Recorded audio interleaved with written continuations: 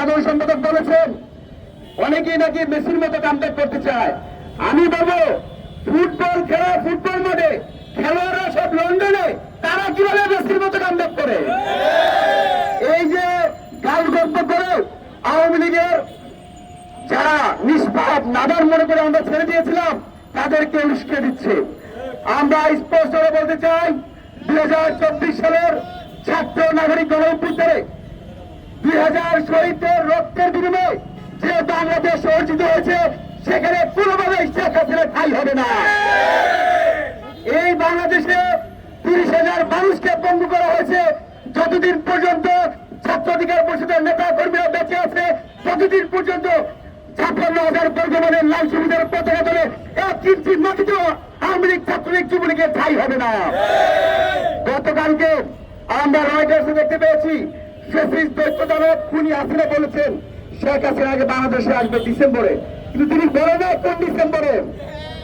এটা কি 10 বছর পরে ডিসেম্বরে নাকি 20 বছর পরে ডিসেম্বরে?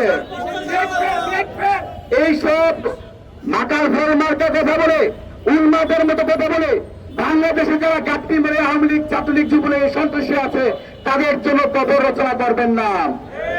আমরা ছাত্র অধিকার পরিষদের পক্ষ থেকে আওয়ামী লীগের সকল স্তরের নেতৃবৃন্দের মধ্যে আহ্বান জানাই, যারা খুনের সাথে জড়িত নয়, গুণের সাথে জড়িত নয়, লুটতরাজের সাথে জড়িত নয়, তাদেরকে বলবো জুলাই যদি মেনে নাও তোমাদের কপালে ইনসাফ জুটবে। জুলাইকে দিন দিয়ে গাছ কাটবা এই বাংলাদেশের মানুষ কিন্তু তা মেনে নিবে না। আরেকটি কথা না বললেই নয়, এই 2000 মানুষের যে শহীদের মধ্য দিয়ে বাংলাদেশ পেয়েছিলাম আমরা কিন্তু চাইলেই নেপালের মতো একটা বিশাল বড় পরিবর্তন করতে পারতাম।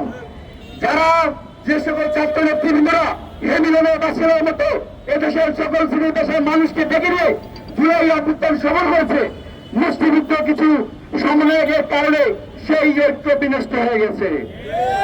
এই জুলাইয়ের গাদ্দার হিসাবে দেশের মানুষ আপনাদেরকেও ক্ষমা করবে না, আপনাদেরকে শহীদকে ক্ষমা করবে না, যারা পঙ্গুত্ব বরণ করে হসপিটালে ছিল তারাও আপনাদেরকে ক্ষমা করবে না।